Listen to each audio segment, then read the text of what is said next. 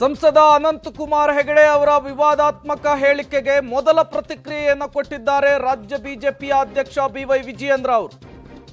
ಸಂಸದ ಅನಂತಕುಮಾರ್ ವಿವಾದದಿಂದ ಬಿಜೆಪಿ ದೂರ ಸರಿದಿದೆ. ಅನಂತಕುಮಾರ್ ಹೇಳಿಕೆಗೂ ಪಕ್ಷಕ್ಕೂ ಯಾವುದೇ ರೀತಿಯ ಸಂಬಂಧ ಇಲ್ಲ ಅಂತ ಹೇಳಿ ಸ್ವತಃ ರಾಜ್ಯಾಧ್ಯಕ್ಷ ಬಿವೈ ವಿಜಯೇಂದ್ರ ಅವರೇ ಸ್ಪಷ್ಟನೆಯನ್ನ ಕೊಟ್ಟಿದ್ದಾರೆ. ವಿಕಸಿತ ಭಾರತ ಆಗಿ ಪರಿವರ್ತನೆ ಆಗಬೇಕು ಅನ್ನುವ ಒಂದು ಸಂಕಲ್ಪ ಏನಿದೆ ನರೇಂದ್ರ ಮೋದಿಜಿಯವರು, ಆ ಸಂಕಲ್ಪ ಕನಸು ನನಸಾಗಬೇಕು.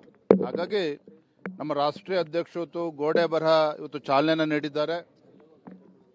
ರಾಜ್ಯದಲ್ಲೂ ಕೂಡ ಇವತ್ತು ಬೆಂಗಳೂರು ಮಹಾನಗರದಲ್ಲಿ ಇವತ್ತು ಗೋಡೆ ಬರಹ ಮುಖೇನ ಇವತ್ತು ಚಾಲನೆ ನೀಡಿದ್ದೇನೆ.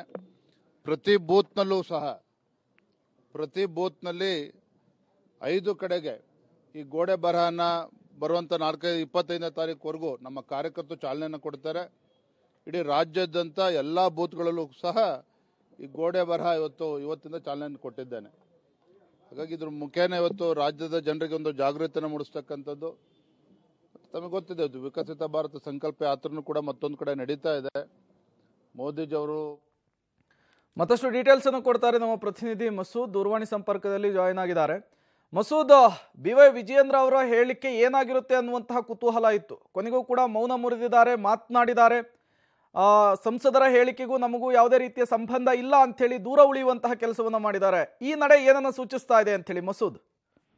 ಪ್ರೇಮ್, ಸಂಸದ ಅನಂತಕುಮಾರ್ ಹೆಗಡೆ ಏನ್ ಹೇಳಿಕೆ ಕೊಟ್ಟಿದ್ದಾರೆ ಮುಖ್ಯಮಂತ್ರಿಗಳ ಬಗ್ಗೆ ಅವಾಚ್ಯ ಶಬ್ದ ಜೊತೆಗೆ ಏಕವಚನ ಪ್ರಯೋಗ ಜೊತೆಗೆ ಮಸೀದಿಗಳನ್ನ ನಿರ್ನಾಮ ಮಾಡ್ತೇವೆ, ಯಾವೆಲ್ಲ ಮಸೀದಿಗಳು ದೇವಸ್ಥಾನಗಳ ಮೇಲಿದ್ದಾವೆ ಅನ್ನುವಂತ ಹೇಳಿಕೆ.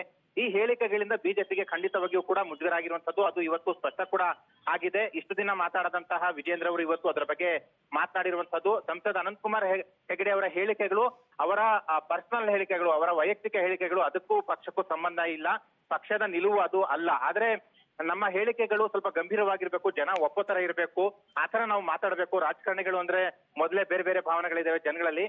ಈ ತರ ಮಾತಾಡಿರೋದು ಸರಿ ಇಲ್ಲ ಅಂತ ಪರೋಕ್ಷವಾಗಿ ಹೇಳಿದ್ದಾರೆ. ಜೊತೆಗೆ ಅವ್ರ ಜೊತೆ ನಾನು ವೈಯಕ್ತಿಕವಾಗಿ ಇದರ ಬಗ್ಗೆ ಮಾತನಾಡ್ತೇನೆ, ಅವ್ರು ಹೇಳಿರೋದ್ನೆಲ್ಲ ನಾನು ಕೂಡ ಗಮನಿಸಿದ್ದೇನೆ ಅಂತ ಹೇಳಿಕೆಯನ್ನ ಕೊಟ್ಟಿದ್ದಾರೆ. ಕೆಲವೊಂದ್ ಕಡೆ ಪಕ್ಷದ ಗಮನಕ್ಕೆ ಇದು ಬಂದಿದೆ, ಹೈಕಮಾಂಡ್ ಗಮನಕ್ಕೂ ಕೂಡ ಬಂದಿದೆ ಅಂತ ಹೇಳಲಾಗ್ತಿದೆ. ಹಾಗಾಗಿ ವಿಜೇಂದ್ರ ಅವರು ಅನಂತಕುಮಾರ್ ಹೆಗಡೆ ಅವ್ರ ಜೊತೆ ಪರ್ಸನಲ್ ಆಗಿ ಮಾತಾಡ್ತೀನಿ ಇದ್ರ ಬಗ್ಗೆ ಅಂತ ಹೇಳಿಕೆ ಕೊಟ್ಟಾರೆ. ಜೊತೆಗೆ ಈ ಸಂಬಂಧಪಟ್ಟಂತೆ ಕಾಂಗ್ರೆಸ್ ನಾಯಕರು ಏನೆಲ್ಲ ವಾಗ್ದಾಳಿ ಮಾಡ್ತಾ ಇದ್ದಾರೆ, ತುಮುಟೋ ಕೇಸ್ ದಾಖಲೆ ಆಗಿರುವಂತದ್ದು ಇವೆಲ್ಲವೂ ಕೂಡ ಬಿಜೆಪಿಗೆ ಕೆಲವೊಂದ್ ಕಡೆ ಡ್ಯಾಮೇಜ್ ಆಗುತ್ತೆ ಅನ್ನುವಂತ ಆತಂಕದ ಹಿನ್ನೆಲೆಯಲ್ಲೇ ವಿಜೇಂದ್ರ ಅವರು ಇವತ್ತಿನ ಹೇಳಿಕೆ ಮಹತ್ವ ಪಡೆದುಕೊಂಡಿದೆ. Prem, okay, thank you Masood ತಮ್ಮೆಲ್ಲ ಮಾಹಿತಿಗಾಗಿ.